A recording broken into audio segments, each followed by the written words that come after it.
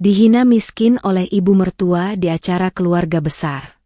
Di tengah kesedihan, Rina berjuang membuktikan dirinya, membangun martabat yang jauh lebih berharga dari harta. Akankah ia mendapatkan pengakuan dan kebahagiaan sejati? Assalamualaikum warahmatullahi wabarakatuh. Kalian dari mana aja nih?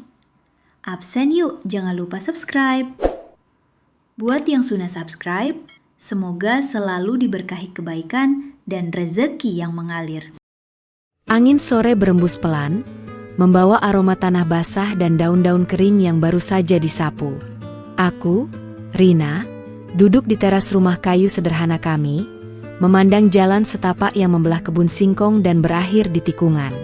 Hati kecilku berdebar tak karuan, bercampur antara harap dan cemas. Hari ini adalah hari besar, hari di mana keluarga Mas Bayu, suamiku, akan datang berkunjung untuk pertama kalinya ke desa kami. Sebuah kunjungan yang sudah lama kutunggu, sekaligus kurasa akan menjadi ujian berat bagi diriku. Mas Bayu, suamiku tercinta, adalah satu-satunya anak laki-laki dari keluarga Ardiansyah yang terpandang di kota. Sementara aku hanya Rina, gadis desa sederhana yang beruntung mendapatkan hati seorang pria sebaik dirinya. Pertemuan kami yang tak terduga di sebuah acara bakti sosial di desa ini telah menumbuhkan benih cinta yang kini berbuah ikatan pernikahan. Namun, sejak awal, aku tahu ada jurang yang menganga lebar di antara kami, status sosial dan latar belakang keluarga. Ibu mertua, Ibu Lestari, adalah sosok yang selalu digambarkan Mas Bayu sebagai wanita tegas, berpendidikan tinggi, dan sangat menjaga nama baik keluarga. Beliau adalah pemilik butik-butik mewah di beberapa kota besar, dengan jaringan pertemanan yang luas di kalangan sosialita. Sementara aku, setiap hari terbiasa dengan daster sederhana dan kerudung yang selalu menutupi auratku, sibuk mengurus kebun kecil dan membantu tetangga di warung. Perbedaan itu bagai langit dan bumi, dan aku tak bisa memungkiri bahwa hal itu kerap membuatku merasa ciut. Rina, sudah siap semua? Suara Mas Bayu menyentakku dari lamunan. Ia keluar dari dalam rumah, mengusap peluh di keningnya. Mereka sebentar lagi sampai. Jangan terlalu dipikirkan, ya. Ada aku di sini. Kurasakan genggaman hangat di bahuku, dan senyum menenangkannya sedikit meredakan kegelisahan di dadaku. Mas Bayu selalu begitu. Ia adalah tiang kokoh yang menopangku, jembatan yang menghubungkan duniaku yang sederhana dengan dunianya yang megah. Ia tak pernah sekalipun membuatku merasa rendah diri karena latar belakangku. Justru sebaliknya, ia selalu memujiku apa adanya, menerima kekuranganku dengan lapang dada. Rumah kami memang jauh dari kata mewah. Dindingnya terbuat dari bilik bambu yang dicat rapi, atapnya seng yang sesekali berisik saat hujan lebat, dan lantainya beralaskan keramik putih kusam. Perabotannya pun seadanya, warisan dari orang tuaku yang sudah tiada. Namun, di mata Mas Bayu, rumah ini adalah istana kami. Sebuah tempat di mana cinta dan kesederhanaan bersatu. Sudah, Mas. Kue cucur dan teh hangatnya sudah siap. Nasi liwetnya juga sudah dihangatkan. Jawabku, mencoba tersenyum meyakinkan. Meskipun dalam hati, aku bertanya-tanya, apakah semua ini cukup untuk menyambut keluarga terpandang seperti mereka? Akankah mereka memandang remeh semua kerja kerasku? Akankah mereka menilai diriku dari seberapa tebal dompet orang tuaku? Beberapa tetangga yang sudah mendengar kabar kedatangan keluarga Mas Bayu, tampak berkerumun di ujung jalan. Mereka menanti-nanti pemandangan langka di desa kami, mobil mewah yang akan parkir di depan rumah Rina, si anak yatim piatu yang dinikahi pria kota. Bisik-bisik dan tatapan penasaran mereka semakin menambah beban di pundakku. Aku tahu, mereka tak bermaksud jahat, namun tekanan sosial itu tetap saja terasa menyesakan. Udara sore yang tadinya sejuk tiba-tiba terasa tegang. Sebuah gema mesin mobil menderu pelan dari kejauhan, semakin lama semakin jelas. Jantungku berpacu, berdentum-dentum di rongga dada. Mas Bayu menggenggam tanganku erat. seolah ingin menyalurkan seluruh kekuatannya kepadaku. Pandangannya menenangkan, namun aku bisa melihat sedikit kerutan di dahinya. Mungkin ia juga merasakan ketegangan yang sama. Dari balik tikungan, sesosok bayangan hitam besar mulai terlihat. Siluetnya perlahan berubah menjadi bentuk mobil. Sebuah sedan mewah berwarna hitam mengilap, dengan kaca gelap yang menyembunyikan penumpangnya. Mobil itu melaju perlahan, membelah kerumunan tetangga yang sontak terdiam, mata mereka membulat kagum. Ini bukan mobil biasa yang sering melintasi jalan desa kami. Ini adalah lambang kemewahan, simbol status yang jauh dari jangkauan kami. Suasana mendadak hening, seolah waktu berhenti berputar. Hanya suara mesin mobil yang merayap pelan, dan deru napasku yang kian memburu. Mobil mewah hitam itu berhenti tepat di depan rumah kami, menghentikan dominasinya di halaman tanah yang tadinya kosong. Kilau catnya memantulkan cahaya matahari sore, seolah ingin menunjukkan betapa berkilau dan berkelasnya mereka di tengah kesederhanaan desa kami. Aku menelan ludah, menanti pintu mobil terbuka. Ada sejuta perasaan campur aduk dalam diriku. Rasa rendah diri yang mencubit, namun juga setitik harapan bahwa kunjungan ini akan berjalan baik-baik saja. Aku melirik Mas Bayu, ia mengangguk tipis, seolah memberi isyarat bahwa aku harus kuat. Takdir seolah sedang mempermainkanku, menghadirkan kemewahan yang tak pernah kuduga, tepat di depan pintu rumahku yang rapuh. Dan kemudian, pintu mobil belakang terbuka perlahan. Sebuah kaki jenjang berbalut sepatu hak tinggi melangkah keluar, diikuti oleh sosok anggun Ibu Lestari. Aura dominannya langsung terasa, bahkan dari kejauhan. Wajahnya yang tegas, riasan tipis namun sempurna, serta balutan busana batik sutra yang mewah, membuatnya tampak seperti ratu yang turun dari singgasana. Di sampingnya, ayah mertua, Pak Danu, tersenyum ramah, namun sorot matanya tak bisa menyembunyikan rasa penasarannya pada lingkungan baru ini. Aku tahu, inilah awal dari segalanya. Ibu Lestari melangkah keluar dengan anggun, tatapan matanya menyapu sekeliling, seolah sedang menilai setiap detail dari rumah dan lingkungan kami. Sebuah senyum tipis, nyaris tak terlihat, tersungging di bibirnya. Senyum yang tidak sampai ke mata, senyum yang terasa dingin dan penuh perhitungan. Aku merasakan getaran aneh menjalari tubuhku, sebuah firasat tak menyenangkan yang menusuk jauh ke dalam hati. Mama, Papa, selamat datang. Mas Bayu segera mendekat, memeluk orang tuanya dengan penuh kerinduan. Aku mengikutinya, melangkah perlahan dengan jantung yang masih berdebar kencang. Ibu Lestari menatapku sekilas, sebuah tatapan yang terasa menusuk, seolah sedang memindai setiap inci dari penampilanku. Aku berusaha menampilkan senyum terbaikku, mengusap lembut kain kerudung yang kupakai. Ini Rina, MA, kata Mas Bayu, memperkenalkan diriku dengan bangga. Aku mengulurkan tangan, ingin mencium tangan ibu mertua sebagai tanda hormat. Namun, Ibu Lestari hanya menyambut tanganku dengan ujung jari, sejenak dan cepat, seolah enggan bersentuhan terlalu lama. Sentuhan dingin itu terasa begitu singkat, namun cukup untuk membuatku merasa canggung dan tidak nyaman. Oh, ini istrimu, Bayu? Lumayan, ucap Ibu Lestari dengan nada datar. Suaranya halus namun mengandung makna tersirat yang tak bisa kubaca. Matanya kembali menelusuri penampilanku, dari ujung kerudung hingga ujung kaki. Aku merasa telanjang di bawah tatapannya yang mengintimidasi.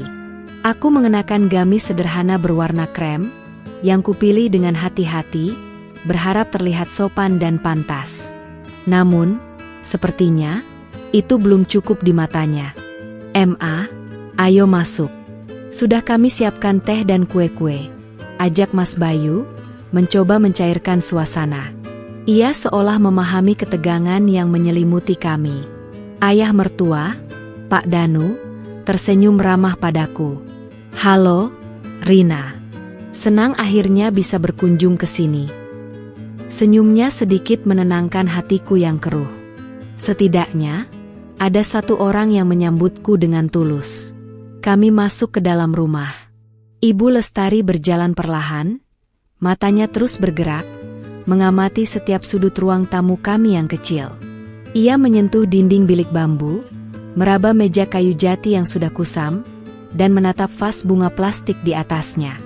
Setiap gerakannya seolah disertai dengan penilaian diam-diam yang membuatku semakin tidak tenang. Aku merasa seperti dihadapkan pada juri yang sangat kritis. Jadi, ini rumahnya? Sederhana sekali, ya, gumam Ibu Lestari, lebih kepada dirinya sendiri, namun cukup keras untuk kudengar. Ada nada sedikit terkejut, bercampur dengan kekecewaan tipis dalam suaranya. Aku menunduk, merasakan pipiku memerah. Aku tahu rumah ini sederhana, tapi itu adalah hasil kerja keras orang tuaku, dan sekarang, hasil keringatku dan Mas Bayu. Mas Bayu cepat-cepat menengahi. Ini rumah masa kecil Rina, MA. Sangat nyaman dan asri, kan? Ia mencoba meyakinkan, namun Ibu Lestari hanya tersenyum tipis. Nyaman? Mungkin untuk ukuran desa, ya. Tapi untuk Bayu, sepertinya terlalu sempit. Aku merasakan hati ini semakin teriris. Apakah rumah kami, yang selama ini menjadi tempat perlindungan dan kehangatan, kini hanya dianggap sebagai penjara yang sempit? Kami duduk di sofa usang yang sudah puluhan tahun menemani keluarga kami. Ibu Lestari tampak sedikit enggan menduduki sofa itu. Ia merapikan duduknya berkali-kali, seolah ada sesuatu yang mengganggunya. Aku segera menyajikan teh hangat dan kue cucur yang baru kubuat. Aroma manis gula merah dan tepung beras tercium semerbak di udara, namun suasana tetap terasa dingin. Kue cucur? Tanya Ibu Lestari, alisnya sedikit terangkat. Kue tradisional. Di kota sudah jarang yang menjualnya. Saya lebih terbiasa dengan macaron atau tiramisu. Tapi, ya sudahlah. Ia mengambil satu kue dengan ujung jarinya, lalu menggigitnya kecil. Ekspresinya tak berubah, tetap datar. Aku tahu, ia sedang berusaha sopan, namun sindiran itu tetap saja terasa pahit di lidah. Mas Bayu mencoba mengalihkan pembicaraan. Bagaimana perjalanan, MA? Lancar? Lancar. Tapi jalanannya sedikit berdebu dan berliku. Saya jadi sedikit pusing, jawab Ibu Lestari, lalu melirikku. Mungkin karena sudah tidak terbiasa dengan suasana seperti ini. Lagi-lagi, kalimat itu seperti ditujukan kepadaku, sebuah sindiran halus tentang latar belakangku yang berbeda jauh dari mereka. Aku hanya bisa mengangguk, tanpa bisa berkata-kata. Obrolan terus berlanjut, didominasi oleh Ibu Lestari yang bercerita tentang aktivitasnya di kota, butiknya yang baru dibuka, atau acara-acara sosialita yang baru saja dihadirinya. Ia bercerita dengan nada yang sangat kasual, seolah itu adalah hal biasa. Namun setiap detailnya adalah gambaran kemewahan yang jauh dari kehidupanku. Aku dan Mas Bayu hanya bisa mendengarkan, sesekali menyahut singkat. Ayah mertua, Pak Danu, lebih banyak diam, namun sesekali ia melemparkan senyum kepadaku, atau melirik Mas Bayu dengan tatapan pengertian. Aku bersyukur ada beliau di sana. Kehadirannya sedikit meredakan rasa terisolasi yang kurasakan. Setidaknya, tidak semua dari mereka memandangku dengan pandangan merendahkan. Saat Mas Bayu pergi ke dapur sebentar untuk mengambil tambahan air panas, Ibu Lestari menatapku lekat. Rina, kamu tahu kan, Bayu itu satu-satunya harapan keluarga kami. Pendidikan tinggi, karir bagus, dan masa depannya cerah. Ia berhenti sejenak. Kami berharap ia bisa mendapatkan yang terbaik dalam hidupnya, terutama dalam hal pendamping hidup. Kata-kata itu bagai belati dingin yang menusuk jantungku. Aku tahu apa yang ingin ia sampaikan. Ia tak mengatakannya secara langsung, namun tatapan dan nada suaranya sudah lebih dari cukup. Aku bukanlah yang terbaik di matanya. Aku hanya bisa menunduk, meremas jemariku yang terasa dingin. Ruangan hening, hanya ada suara detak jam dinding yang berirama pelan. Kami hanya ingin yang terbaik untuk Bayu. Lanjutnya, seolah menegaskan kembali. Kami sudah mempersiapkan masa depannya dengan matang. Lingkungan yang baik, pergaulan yang sepadan. Kamu mengerti maksud saya, kan? Aku mengangkat pandanganku, menatap matanya yang tajam. Saya mengerti, Bu, jawabku pelan, nyaris berbisik. Saya akan berusaha menjadi istri yang baik untuk Mas Bayu. Saya akan selalu mendukungnya. Aku berusaha keras agar suaraku tidak bergetar. Aku tak ingin terlihat lemah di depannya. Aku ingin menunjukkan bahwa meskipun aku sederhana, aku punya harga diri. Ibu Lestari tersenyum lagi, senyum tipis yang penuh makna. Bagus kalau kamu mengerti. Jangan sampai Bayu menyesal, ya. Kalimat itu mengakhiri perbincangan kami sebelum Mas Bayu kembali dari dapur. Meskipun singkat, percakapan itu meninggalkan bekas yang dalam di hatiku, sebuah peringatan dini akan badai yang mungkin akan datang. Aku hanya bisa berharap, ini semua hanyalah ketakutanku semata. Keesokan harinya, suasana di rumah terasa lebih ramai dengan persiapan acara pengajian keluarga yang akan diadakan sore nanti. Pengajian ini adalah permintaan khusus dari Ibu Lestari, sebagai bentuk syukuran atas pernikahan kami, dan sebagai ajang silaturahmi dengan warga desa. Aku berusaha keras untuk memastikan semuanya sempurna, dari hidangan hingga penataan tempat. Ibu Lestari duduk di teras, mengawasi setiap gerak-geriku dan beberapa tetangga yang turut membantu. Ia tidak banyak membantu, namun komentar-komentarnya sesekali terlontar, seringkali dengan nada yang membuatku merasa tidak nyaman. Itu alas mejanya kurang rapi. Rina, kenapa tidak pakai taplak brokat saja? Atau setidaknya yang berwarna senada? Aku hanya bisa tersenyum dan menjawab, maaf, Bu, adanya ini saja. Yang penting bersih dan rapi. Meskipun dalam hati, aku tahu taplak brokat mewah yang ia maksud mungkin harganya sebanding dengan gaji bulanan Mas Bayu. Aku merasa seperti sedang berada di bawah pengawasan ketat. Setiap gerakku dinilai dan dibandingkan dengan standar kemewahan yang tak pernah kumiliki. Kemudian, Ibu Lestari membuka tas tangannya yang tampak mahal, mengeluarkan sebuah kotak perhiasan bludru merah. Dari dalamnya, ia mengeluarkan kalung berlian yang berkilauan dan gelang emas putih yang berkilauan. Ini, Rina, katanya, menyerahkan kalung itu kepadaku. Hadiah pernikahan dari kami. Mungkin tidak semewah yang biasa Bayu berikan, tapi setidaknya ini bisa sedikit menutupi.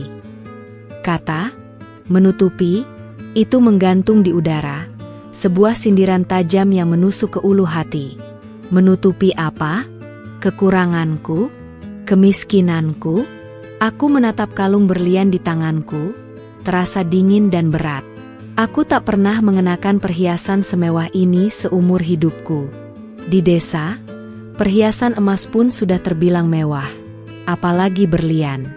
Aku tahu ini adalah hadiah, namun rasanya lebih seperti penanda jurang pemisah antara kami.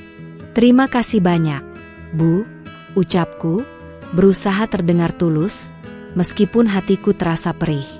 Mas Bayu, yang saat itu sedang membantu menata kursi, melirikku dengan tatapan khawatir. Ia seolah menangkap gurat kesedihan di wajahku, meskipun aku berusaha menyembunyikannya.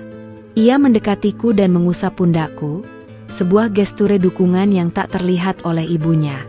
Tak lama setelah itu, Ibu Lestari mengeluarkan sebuah telepon genggam terbaru yang berukuran besar dan berkilau dari tasnya. Ia mulai menelepon kerabat-kerabatnya, menceritakan tentang kunjungannya ke desa kami. Iya, Bu Dewi, saya sedang di desa tempat menantu saya. Ya, desa. Agak jauh dari kota. Rumahnya sederhana sekali, tapi ya sudahlah. Ia berbicara dengan volume yang cukup keras, seolah sengaja ingin didengar olehku. Aku mendengar setiap perkataannya. Setiap kata, sederhana sekali, yang diucapkannya berulang kali. Hatiku mencelos. Ia tidak hanya mengatakannya di depanku, ia juga menyebarkannya kepada orang lain. Rasa malu mulai menjalari diriku, membakar pipiku hingga terasa panas. Aku merasa harga diriku diinjak-injak, dihina di depan mata kepalaku sendiri. Kemudian, ia mulai membandingkan.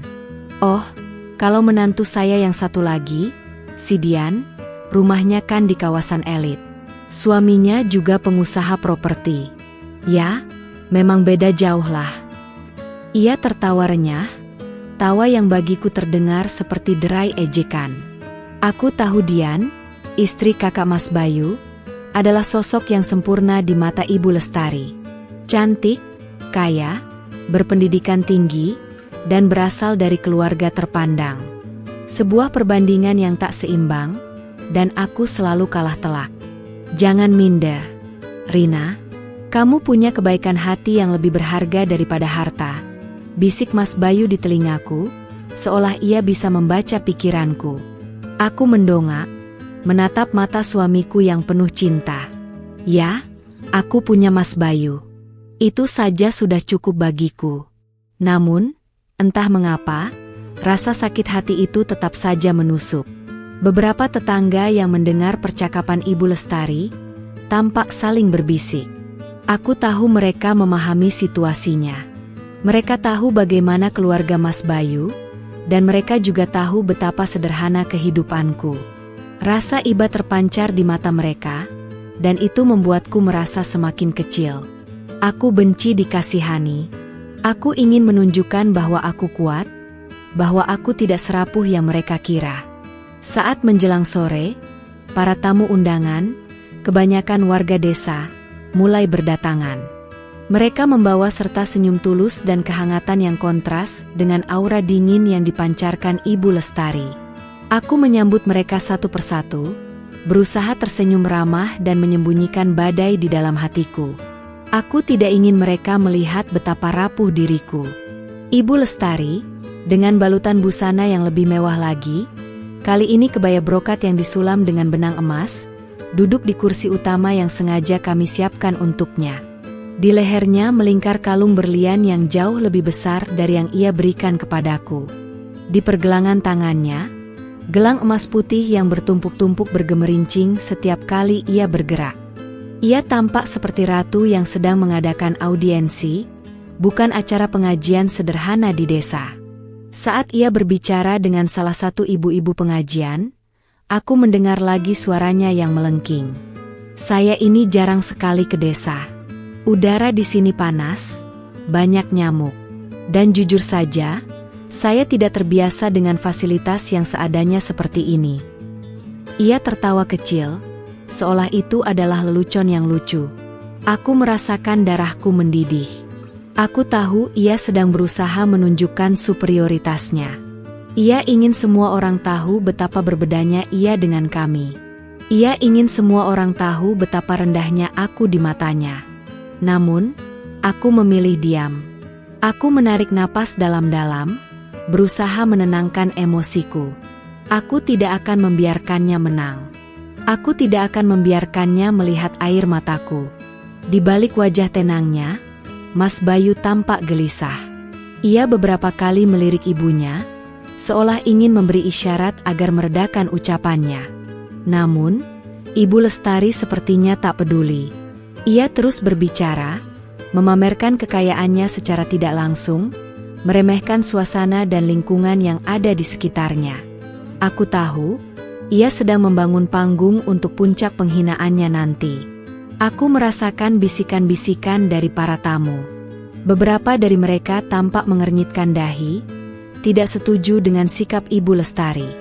Namun, tak ada yang berani menegur langsung. Mereka hanya bisa menatapku dengan tatapan prihatin, dan itu semakin membuatku merasa terpojok. Aku ingin melarikan diri, bersembunyi di balik dinding rumah ini, dan menangis sepuasnya. Namun, aku tak bisa. Aku adalah istri Mas Bayu. Aku adalah tuan rumah. Aku harus kuat. Aku harus menghadapi ini semua dengan kepala tegak. Aku harus membuktikan kepada Ibu Lestari, dan kepada diriku sendiri, bahwa harga diri tidak diukur dari seberapa banyak harta yang kita miliki, tetapi dari seberapa besar hati kita untuk menerima dan bersyukur. Panggung sudah siap, dan aku tahu, sebentar lagi pertunjukan utamanya akan dimulai. Acara pengajian dimulai dengan lantunan ayat-ayat suci Al-Quran yang menenangkan. Suara kori yang merdu memenuhi ruangan, seolah ingin meredam segala ketegangan yang ada. Aku duduk di barisan depan bersama ibu-ibu pengajian lainnya, mencoba khusyuk, namun pikiran dan hatiku masih berkecamuk.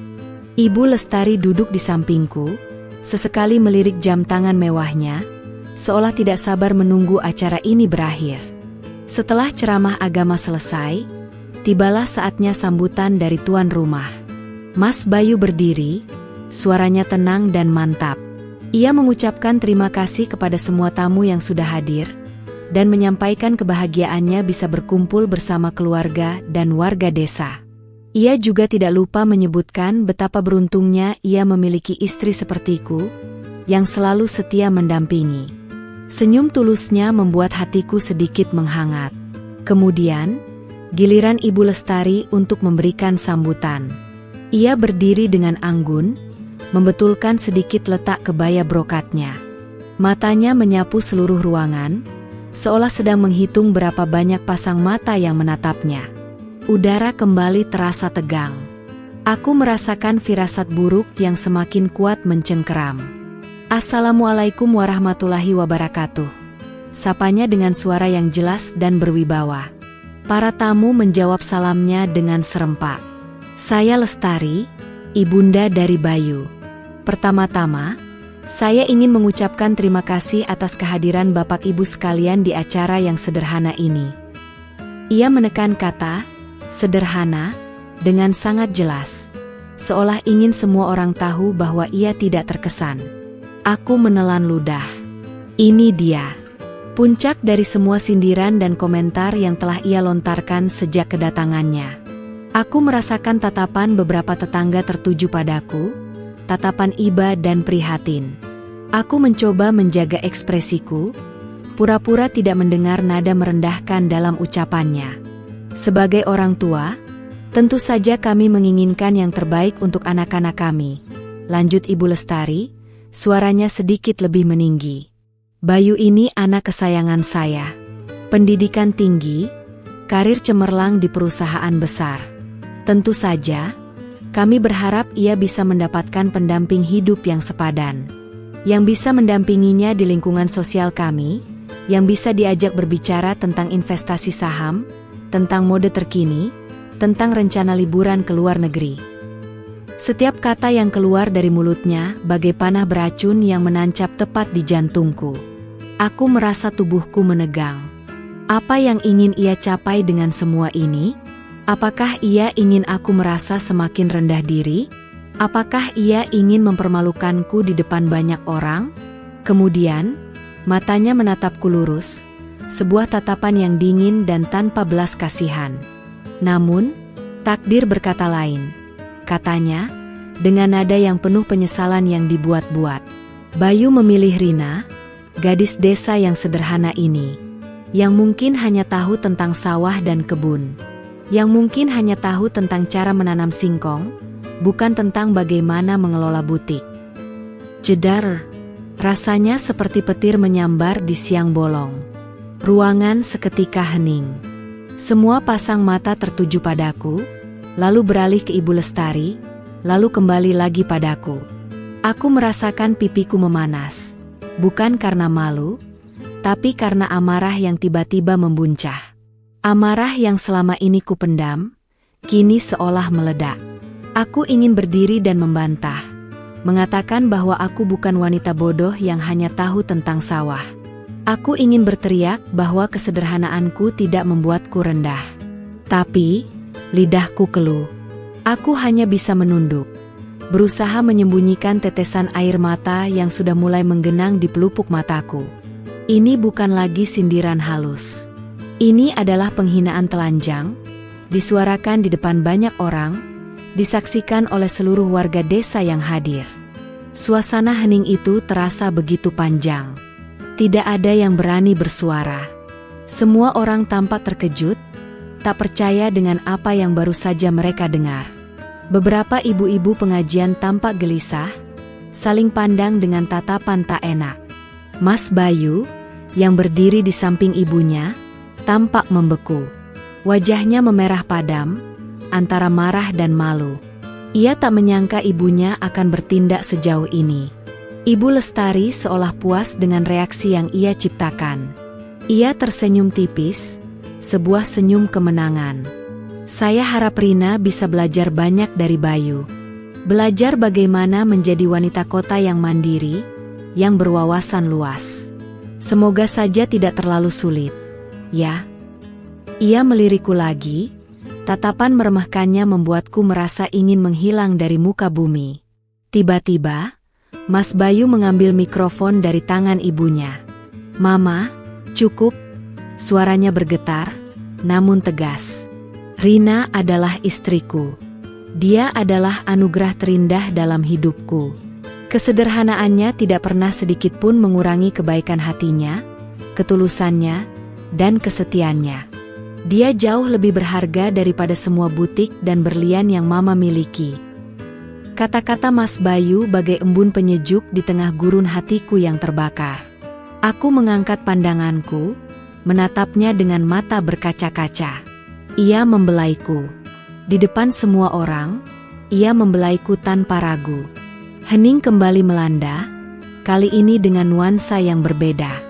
Kebekuan Ibu Lestari, keterkejutan para tamu, dan kehangatan yang tiba-tiba memancar dari keberanian Mas Bayu. Wajah Ibu Lestari berubah masam. Ia menatap Mas Bayu dengan tatapan tak percaya, seolah ia baru saja melakukan dosa besar. "Bayu, apa yang kamu katakan?" desisnya. Namun, Mas Bayu tidak peduli. Ia berjalan mendekatiku, meraih tanganku, dan menggenggamnya erat. Tangannya terasa hangat, menenangkan, memberikan kekuatan yang sangat kubutuhkan. "Rina adalah istriku, Ibu, dan aku sangat mencintainya. Siapapun yang menghinanya, sama saja menghinaku," ucap Mas Bayu dengan nada yang lebih rendah, namun penuh ketegasan. Ia tidak lagi menatap ibunya, melainkan menatapku, memberikan seluruh dukungan dan cintanya. Di tengah keterpurukan itu, aku menemukan kekuatanku kembali. Penghinaan itu memang menyakitkan. Sangat menyakitkan. Tapi dukungan Mas Bayu di depan semua orang jauh lebih berarti. Aku memang dihina, namun aku tidak sendiri. Aku memiliki suamiku, yang tak pernah sekalipun meragukan nilaiku. Air mataku akhirnya jatuh. Namun bukan karena kesedihan semata, melainkan karena rasa haru dan kelegaan. Aku tahu, badai ini belum usai, namun aku siap menghadapinya, bersama Mas Bayu. Setelah insiden di acara pengajian, suasana menjadi sangat canggung. Ibu Lestari, yang merasa dipermalukan oleh ucapan Mas Bayu, langsung meminta untuk kembali ke kota. Ia menolak semua tawaran hidangan dan bahkan tidak ingin berbicara lagi dengan kami berdua. Wajahnya merah padam karena amarah, dan ia menatapku dengan kebencian yang terang-terangan. Para tamu, setelah melihat kejadian itu, perlahan-lahan pamit pulang. Mereka semua menatapku dengan tatapan kasihan dan simpati. Beberapa ibu-ibu pengajian sempat menghampiriku, mengusap punggungku, dan berbisik, "Sabar ya, Nak Rina. Allah tidak tidur." Dukungan sederhana itu, meskipun tidak bisa menghapus rasa sakit hati, sedikit melegakan bebanku. Setelah semua tamu pergi dan mobil mewah hitam itu menghilang dari pandangan, aku tidak bisa lagi menahan tangis. Air mata yang selama ini kutahan, kini tumpah ruah. Aku berlari ke kamar, menjatuhkan diri di atas kasur, dan menangis sejadi-jadinya. Rasa malu, marah, dan sakit hati bercampur aduk menjadi satu. Aku merasa sangat kecil dan tidak berdaya. Mas Bayu menyusulku ke kamar. Ia duduk di sampingku, memeluk tubuhku erat. "Maafkan Mama, Rina," bisiknya, suaranya terdengar menyesal. Aku tidak tahu ia akan berkata sejauh itu. Aku benar-benar minta maaf. Ia mengusap kepalaku, mencoba menenangkanku. Pelukannya terasa begitu hangat, sebuah perlindungan dari badai yang baru saja menerpa. "Kenapa, Mas? Kenapa ibu begitu membenciku?" tanyaku di sela isak tangisku. "Apa salahku? Aku hanya ingin menjadi istri yang baik untukmu. Aku tidak pernah meminta apa-apa dari keluargamu." Pertanyaan itu keluar begitu saja, sebuah jeritan hati yang sudah lama terpendam. Aku sungguh tidak mengerti mengapa ia begitu membenciku. Mas Bayu menarik napas panjang. "Mama memang seperti itu, Rina. Ia terlalu memikirkan pandangan orang lain, pandangan sosial. Ia ingin aku mendapatkan wanita yang sempurna di matanya. Wanita yang setara dengan status keluarga kami. Tapi bagiku, kamu sudah lebih dari sempurna." Ia menangkup wajahku, menghapus air mataku dengan ibu jarinya. "Dengar, aku tidak akan pernah meninggalkanmu. Aku akan selalu bersamamu, tidak peduli apa yang Mama katakan." Kata-katanya sungguh menenangkan. Aku tahu Mas Bayu adalah pria yang tulus. Ia tidak pernah memandangku dari harta atau status. Ia mencintaiku apa adanya. Namun, aku juga tahu bahwa konflik ini tidak akan berakhir di sini. Ibu Lestari tidak akan begitu saja menerima kekalahan, dan aku harus bersiap menghadapi pertarungan yang lebih besar. Tiba-tiba, terdengar ketukan di pintu depan. Aku dan Mas Bayu saling pandang. Siapa yang datang? Mas Bayu bangkit dan membuka pintu. Di sana berdiri Bu Siti, tetangga kami yang paling dekat, bersama dengan Pak Amir, kepala desa, dan beberapa ibu-ibu pengajian lainnya. Wajah mereka tampak prihatin. "Rina, Nak, kami turut prihatin dengan apa yang terjadi tadi," kata Bu Siti, suaranya lembut. "Jangan diambil hati, ya.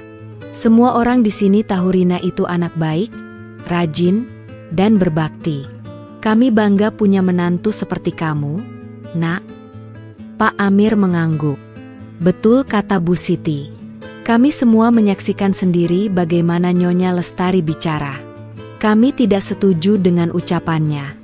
Jangan khawatir. Kami semua di sini mendukung Rina dan Mas Bayu. Harga diri itu tidak diukur dari seberapa banyak harta, tapi dari akhlak dan budi pekerti." Kata-kata mereka bagai tetesan air di atas tanah kering. Aku tidak menyangka akan mendapatkan dukungan sebesar ini dari warga desa. Mereka yang selama ini kulihat sebagai penonton bisu, kini berdiri di sampingku, memberikan kekuatan yang tak terhingga. Air mataku kembali menetes. Kali ini bukan karena kesedihan, melainkan karena rasa haru dan syukur. Aku tidak sendirian. Dukungan dari komunitas desa ini sangat berarti. Aku tahu, mereka mungkin tidak bisa melakukan apa-apa untuk mengubah pandangan Ibu Lestari, namun kehadiran mereka, kata-kata penguatan mereka, sudah cukup untuk menyembuhkan luka di hatiku. Aku menyadari bahwa kekayaan sejati bukanlah materi, melainkan orang-orang di sekitar kita yang mencintai dan mendukung kita apa adanya. Malam itu, setelah semua tetangga pulang, aku dan Mas Bayu duduk berdua di teras. Bintang-bintang bertaburan di langit, memancarkan cahaya redup. Aku menceritakan semua perasaanku kepada Mas Bayu, semua rasa sakit hati yang kupendam sejak awal pernikahan kami. Mas Bayu mendengarkan dengan sabar, sesekali mengusap rambutku yang tertutup kerudung.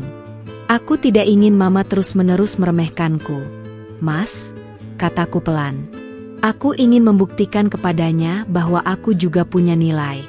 Aku tidak ingin Mas Bayu terus-menerus dihadapkan pada pilihan sulit antara aku dan ibunya."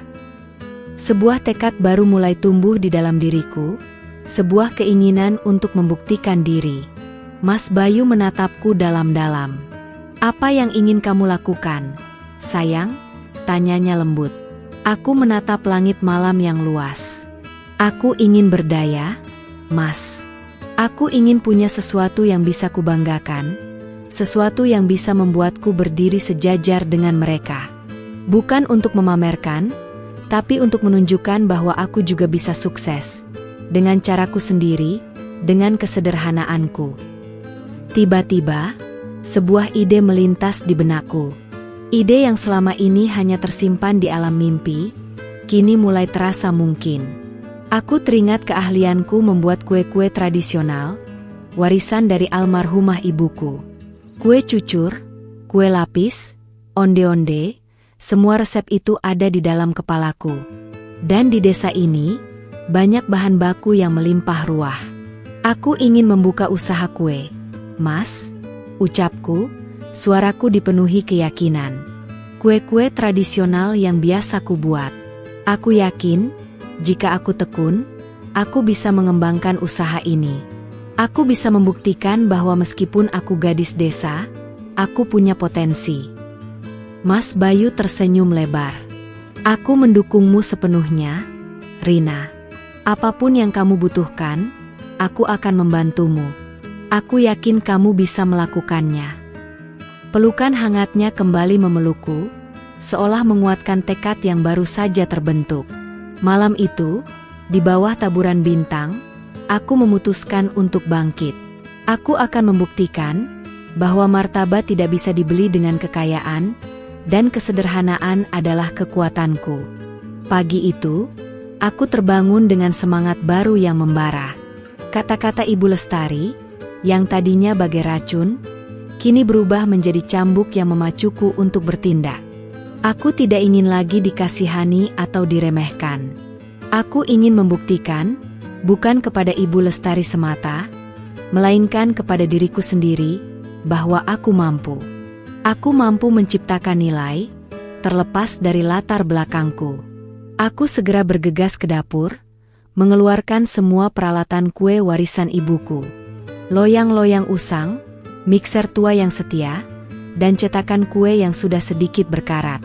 Semua ini adalah saksi bisu perjalanan hidup almarhumah ibuku, dan kini akan menjadi saksi bisu perjalananku sendiri.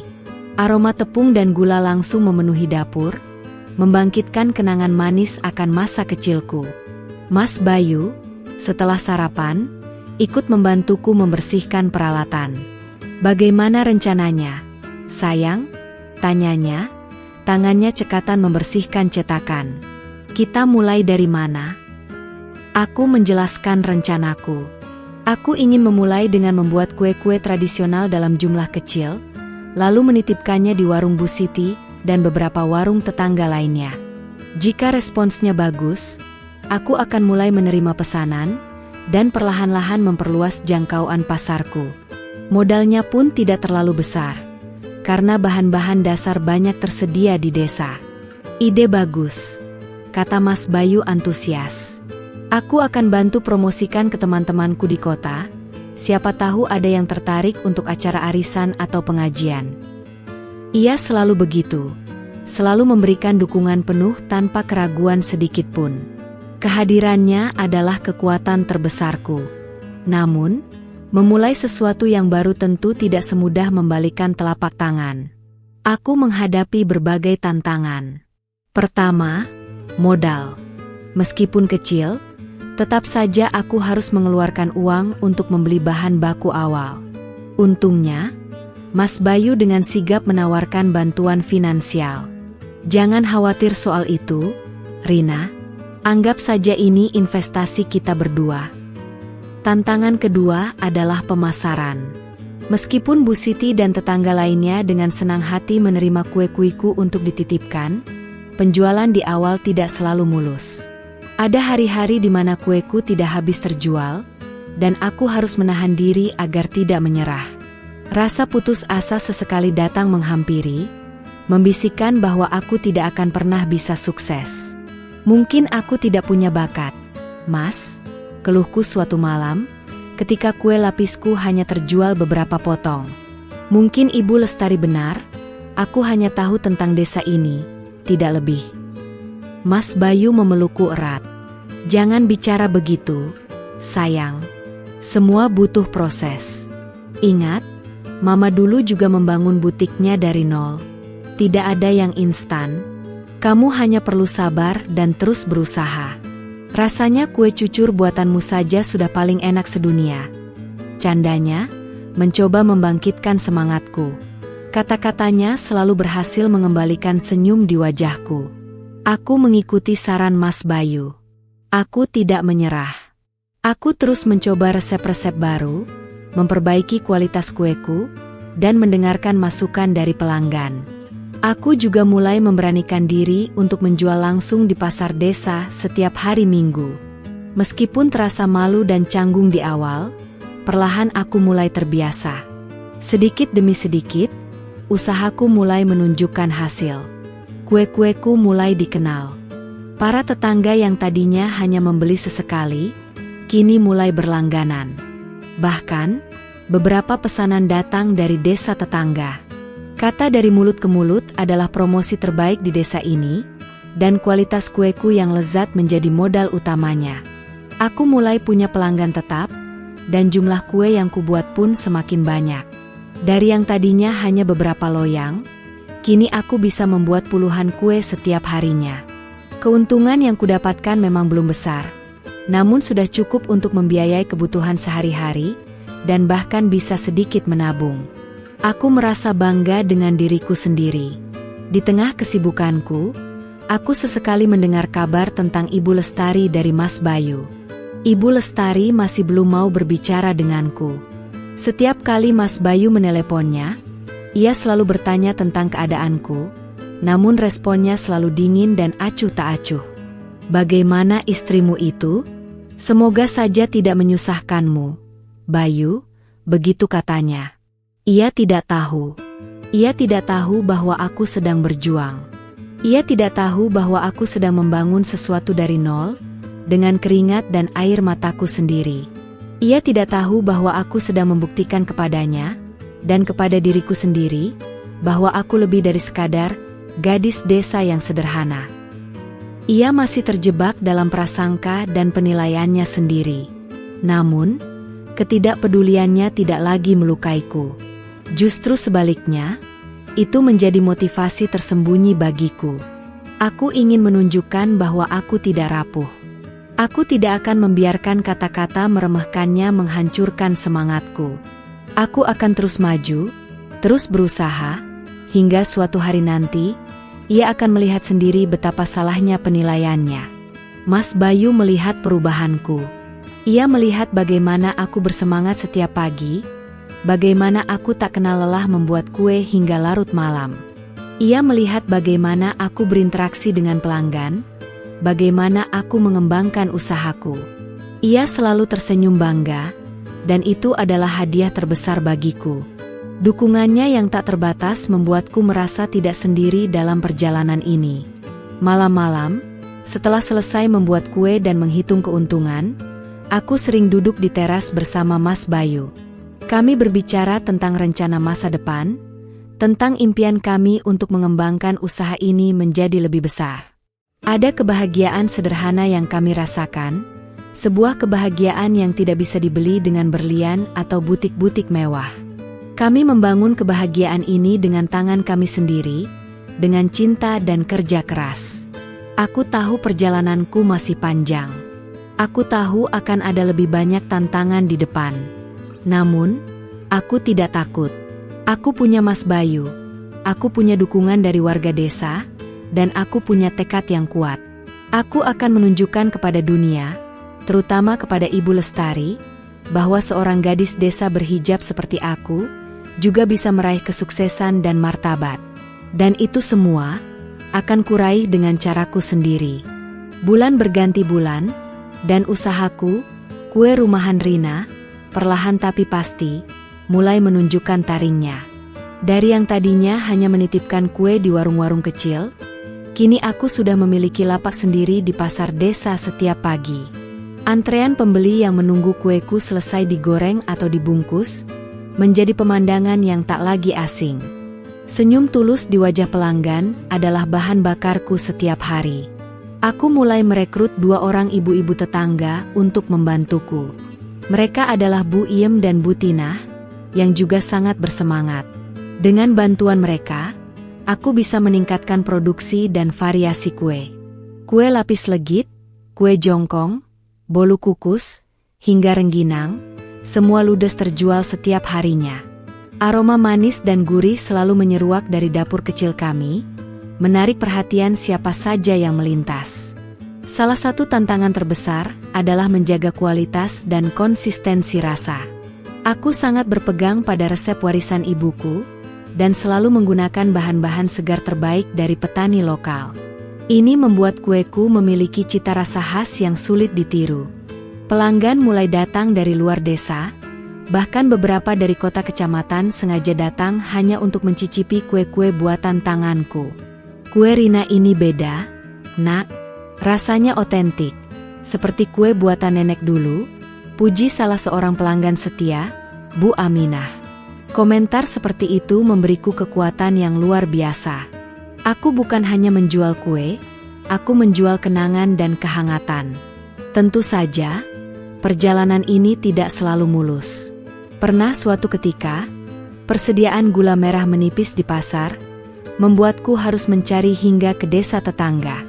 Atau saat listrik pada mendadak di pagi hari, mengharuskan kami mengadon-adonan secara manual dengan tangan. Ada saja kendala yang muncul, namun setiap kali itu terjadi, aku dan tim kecilku selalu menemukan cara untuk mengatasinya. Kami belajar banyak dari setiap kesulitan. Mas Bayu adalah pendukung setiamu. Setiap pulang kerja, ia akan membantuku membungkus kue, mengantar pesanan, bahkan sesekali ikut menemaniku di pasar. Ia tidak pernah merasa gengsi, justru ia bangga dengan usahaku. Suami mana yang tidak bangga punya istri mandiri sepertimu, Rina, katanya suatu malam, sambil mengusap kepalaku. Aku merasa sangat beruntung memiliki dirinya. Kisah sukses, kue rumahan Rina, bahkan sempat masuk ke koran lokal dan radio desa. Mereka mengangkat kisahku sebagai inspirasi, bagaimana seorang ibu rumah tangga dari desa bisa menciptakan peluang dan menghidupi diri dengan keahliannya. Berita itu menyebar cepat, dan semakin banyak orang yang penasaran dengan kue-kueku. Aku menjadi lebih percaya diri. Berinteraksi dengan banyak orang, mengelola usaha, dan menghadapi tantangan, telah membentukku menjadi pribadi yang lebih kuat dan berani. Aku bisa berbicara dengan lebih lugas, mengambil keputusan dengan lebih mantap, dan menghadapi kritik dengan kepala dingin. Hijab yang selalu menutupi auratku, terasa semakin melindungiku, memberikan ketenangan dan kekuatan dari dalam. Persepsi warga desa terhadapku juga berubah. Jika dulu aku hanya dikenal sebagai istri Mas Bayu dari kota, kini aku dikenal sebagai Rina, si pembuat kue enak. Tatapan kasihan yang dulu kerap kulihat, kini berganti menjadi tatapan kagum dan hormat. Mereka melihat kerja kerasku, ketulusanku, dan kesuksesan yang kuraih dari nol. Anak itu memang berbakat. Ya, sudah cantik, rajin, pandai bikin kue pula. Kudengar bisikan-bisikan seperti itu saat aku melintas di jalan desa. Aku hanya tersenyum dalam hati. Aku tahu, ini bukan tentang bakat semata, melainkan tentang ketekunan dan kemauan untuk tidak menyerah. Namun, di tengah semua kesibukan dan keberhasilan ini, aku tidak pernah melupakan tujuan awalku. Aku tidak ingin menjadi sombong atau lupa diri. Aku tetaplah Rina, gadis desa yang sederhana. Aku tetap mengenakan gamis dan kerudung sederhana, dan tetap menjalani hidup dengan prinsip kesederhanaan. Karena aku tahu, itulah yang membentuk diriku. Di sisi lain, komunikasi Mas Bayu dengan ibunya masih belum sepenuhnya pulih. Ibu Lestari masih sering melontarkan komentar sinis tentang kehidupanku di desa. Bagaimana Rina? Sudah berhenti bermain-main di dapur? Jangan sampai Bayu ikut-ikutan jadi tukang kue, ya. Ia masih tidak tahu, atau mungkin sengaja tidak mau tahu, tentang apa yang sedang kubangun. Mas Bayu hanya akan menjawab singkat, Rina sibuk mengelola usahanya, MA. Dan dia sangat bahagia. Ia tidak pernah menceritakan detail keberhasilanku kepada ibunya. Mungkin karena ia tahu itu tidak akan mengubah pandangan ibunya, justru hanya akan menambah perdebatan. Ia ingin aku membuktikan sendiri, tanpa perlu omongan darinya. Aku tidak tahu kapan lagi kami akan bertemu dengan Ibu Lestari. Namun, aku tahu, kali ini, aku akan menghadapinya dengan kepala tegak dan hati yang lebih kuat. Aku tidak lagi merasa rendah diri. Aku punya sesuatu yang bisa kubanggakan. Aku punya harga diri yang kuperoleh dari kerja kerasku sendiri. Dan itu adalah perhiasan paling berharga yang pernah kumiliki. Setiap malam, sebelum tidur, aku selalu bersyukur. Bersyukur atas suami yang mencintaiku apa adanya, bersyukur atas warga desa yang mendukungku, dan bersyukur atas pelajaran berharga yang kudapatkan dari setiap kesulitan. Perjalanan ini memang berat, namun setiap langkahnya membentuk diriku menjadi wanita yang lebih baik. Aku siap menghadapi babak selanjutnya, dengan percaya diri dan penuh keyakinan. 2 tahun berlalu sejak kunjungan terakhir Ibu Lestari. Kue rumahan Rina bukan lagi sekadar usaha kecil-kecilan. Kami sudah memiliki toko sendiri di pusat desa, dengan papan nama yang sederhana namun menarik. Selain itu, kami juga mulai memasok kue ke beberapa kafe di kota kecamatan, dan bahkan ada permintaan dari sebuah hotel di kota besar. Jumlah karyawan pun bertambah, kini ada 5 ibu-ibu desa yang bekerja bersamaku. Aku dan Mas Bayu sedang menghitung laporan keuangan bulanan di teras, yang kini sudah direnovasi sedikit lebih baik dan bersih. Sebuah telepon berdering, menampilkan nama Ibu Lestari di layar. Mas Bayu mengangkatnya, dan aku bisa mendengar suaranya yang sedikit tegang. "Halo, Ma. Apa? Kapan?" Mas Bayu menutup telepon, wajahnya tampak berpikir keras. "Mama dan Papa akan datang lagi, Rina. Lusa. Ada acara arisan keluarga besar di rumah Bibi Laras, dan Mama ingin kita ikut hadir." Jantungku berdebar kencang. Pertemuan kembali. Setelah 2 tahun, akhirnya saatnya tiba. Aku tidak bisa memungkiri ada rasa cemas yang masih tersisa, namun kali ini, kecemasan itu dibalut dengan rasa percaya diri yang jauh lebih besar. Aku bukan lagi Rina yang rapuh dan mudah menangis. "Baiklah, Mas. Aku siap," kataku, mencoba tersenyum meyakinkan. Mas Bayu menatapku, seolah ingin memastikan kesungguhanku. "Kamu yakin? Kalau tidak siap, kita bisa cari alasan." Aku menggeleng. "Tidak, Mas. Ini saatnya. Aku ingin menunjukkan bahwa aku baik-baik saja, bahkan lebih dari baik-baik saja. Aku tahu ini adalah kesempatan untuk menunjukkan bahwa kata-kata Ibu Lestari dulu tidak mampu meruntuhkanku, justru sebaliknya, itu menguatkanku." 2 hari kemudian, kami berangkat ke kota. Aku mengenakan gamis syari berwarna biru dongker yang elegan, dengan kerudung senada yang menutupi dada. Penampilanku sederhana, namun tetap terlihat anggun dan berkelas. Tidak ada perhiasan mencolok, hanya jam tangan kecil di pergelangan tanganku. Aku tidak ingin memamerkan apapun, aku hanya ingin menjadi diriku sendiri. Acara arisan keluarga besar itu diadakan di sebuah rumah mewah yang sangat besar. Halaman depannya dipenuhi mobil-mobil mewah berbagai merek. Aku dan Mas Bayu melangkah masuk, disambut oleh keramaian dan tawa riang. Keluarga besar Mas Bayu memang sangat ramah, dan mereka selalu menyambutku dengan baik, terlepas dari apa yang dikatakan Ibu Lestari. Kami menyapa beberapa paman, bibi, dan sepupu Mas Bayu. Mereka semua tampak senang melihat kami, dan beberapa dari mereka bahkan menyebutkan tentang kue rumahan Rina yang sempat viral di media sosial. "Oh, jadi kamu yang Rina itu? Kue cucurmu itu sampai dicari-cari banyak orang, loh," kata salah seorang bibi dengan antusias. Aku tersenyum dan mengucapkan terima kasih. Di tengah keramaian itu, pandanganku bertemu dengan Ibu Lestari. Ia duduk di sofa utama, diapit oleh para sosialita lain. Matanya membulat sedikit saat melihatku, seolah tak percaya dengan penampilanku yang terlihat lebih matang dan berwibawa. Ada sedikit kerutan di dahinya, mungkin ia sedang mencerna informasi yang baru saja ia dengar. Mas Bayu mengajakku mendekat. "Mama, Papa," sapanya. Aku mengulurkan tangan untuk mencium tangan Ibu Lestari. Kali ini, ia menyambut tanganku lebih lama, dan tatapannya sedikit berbeda. Ada sedikit rasa penasaran, bercampur dengan kebingungan. Aku merasakan ada perubahan tipis dalam sikapnya, meskipun belum kentara. "Rina, kamu terlihat berbeda," gumam Ibu Lestari, menatapku dari atas ke bawah. Nada suaranya tidak lagi meremehkan, melainkan lebih seperti sebuah pertanyaan. "Kamu jadi lebih berisi, ya? Sepertinya betah di desa."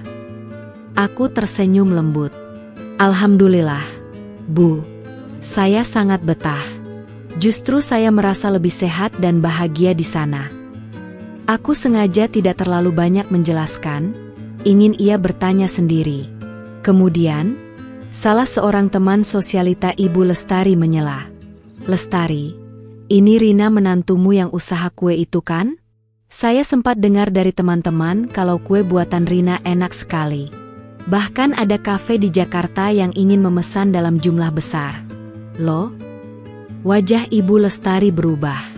Ia menatap temannya dengan tatapan tak percaya, lalu beralih padaku. Matanya menyiratkan kebingungan dan sedikit rasa malu. Ia tidak tahu apa-apa tentang kesuksesanku. Ia mungkin masih membayangkan aku sebagai wanita desa yang tidak melakukan apa-apa selain mengurus rumah. "Kue apa sih?" tanya Ibu Lestari, mencoba bersikap acuh tak acuh. Namun, aku bisa melihat ada sedikit kegugupan dalam nada suaranya. Mas Bayu, yang selama ini diam, akhirnya menyahut. "Rina punya usaha kue tradisional, MA. Sudah jalan 2 tahun ini.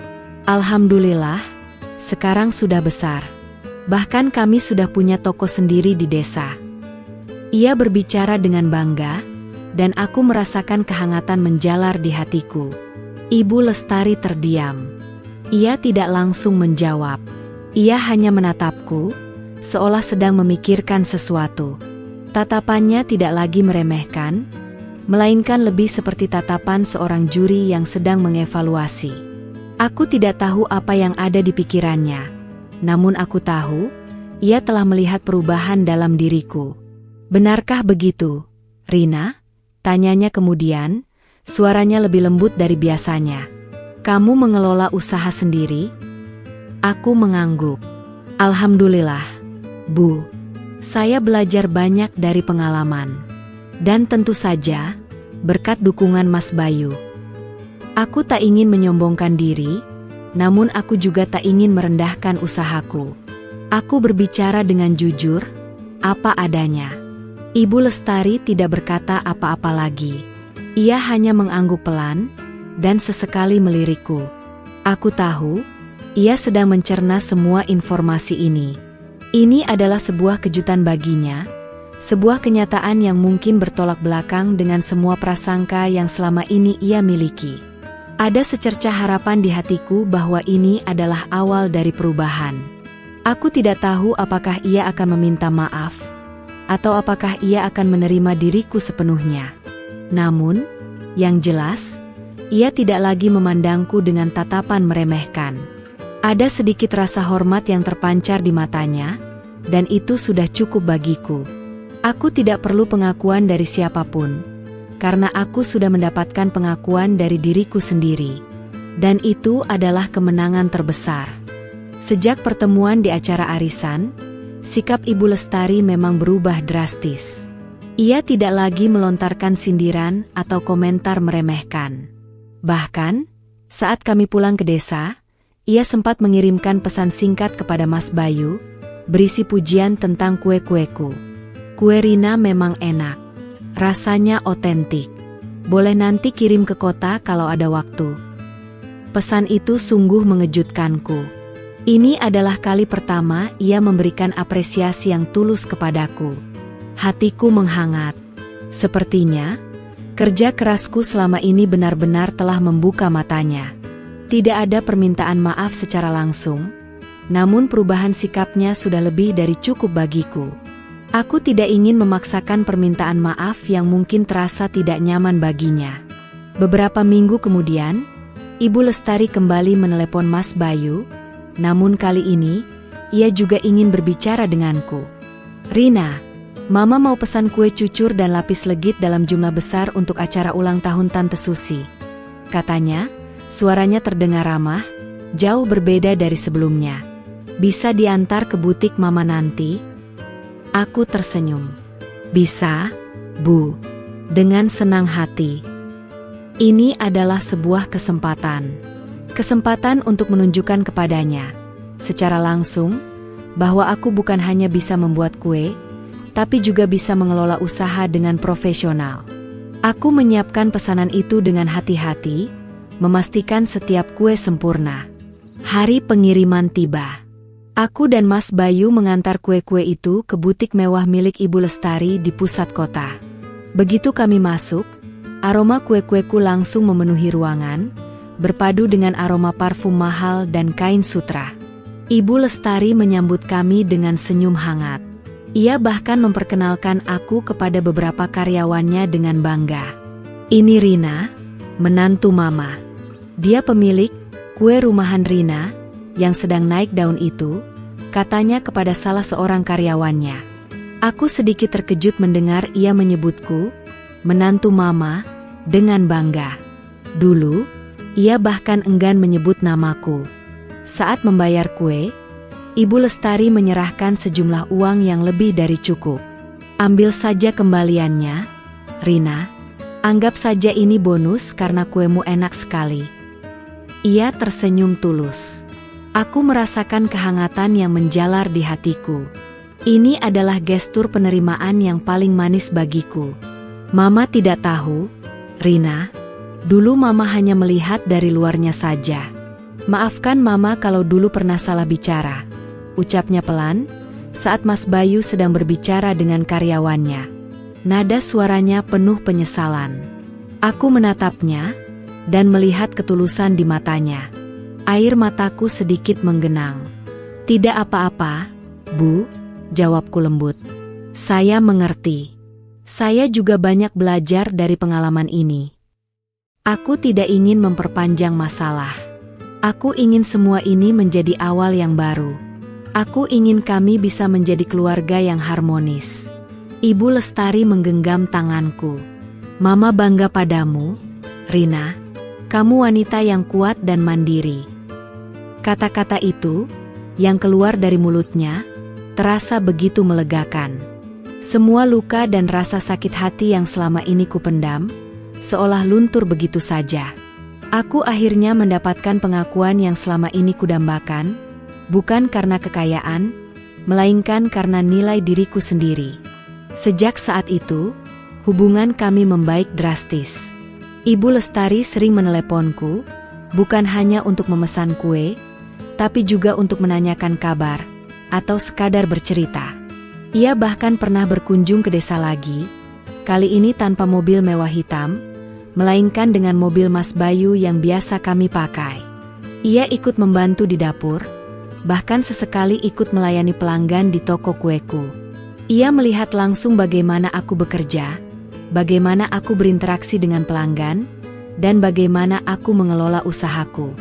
Ia melihat bagaimana aku berbaur dengan warga desa, dan bagaimana mereka semua menghormatiku. Ia melihat bahwa kesederhanaan bukan berarti kekurangan, melainkan sebuah kekuatan yang membentuk karakter. Kami seringkali duduk berdua di teras rumah, menikmati teh hangat dan kue-kue buatanku, bercerita tentang banyak hal. Ibu Lestari tidak lagi membandingkanku dengan menantunya yang lain. Ia melihatku sebagai diriku sendiri, Rina, istri Mas Bayu, pemilik kue rumahan Rina, dan juga putrinya. Tentu saja, kami tidak membahas lagi insiden penghinaan itu secara eksplisit. Itu adalah masa lalu yang biarlah menjadi pelajaran bagi kami berdua. Yang terpenting adalah saat ini, dan masa depan yang akan kami bangun bersama sebagai sebuah keluarga. Aku belajar bahwa rekonsiliasi tidak selalu membutuhkan kata maaf yang formal. Terkadang, penerimaan dan perubahan sikap sudah lebih dari cukup. Mas Bayu sangat bahagia melihat perubahan ini. Ia tidak lagi harus berada di tengah-tengah dua wanita yang ia cintai. Ia melihat ibunya dan istrinya akhirnya bisa akur, bisa saling menghargai. Itu adalah impian terbesarnya, dan kini, impian itu menjadi kenyataan. Aku tahu, mungkin masih ada sedikit perbedaan di antara kami. Perbedaan gaya hidup, perbedaan latar belakang. Namun, kami menemukan titik temu, cinta untuk Mas Bayu, dan rasa hormat terhadap satu sama lain. Aku tidak perlu lagi berusaha keras untuk membuktikan apapun. Aku sudah membuktikannya. Matahari pagi menyinari sawah-sawah yang menghampar hijau, memancarkan embun yang berkilauan.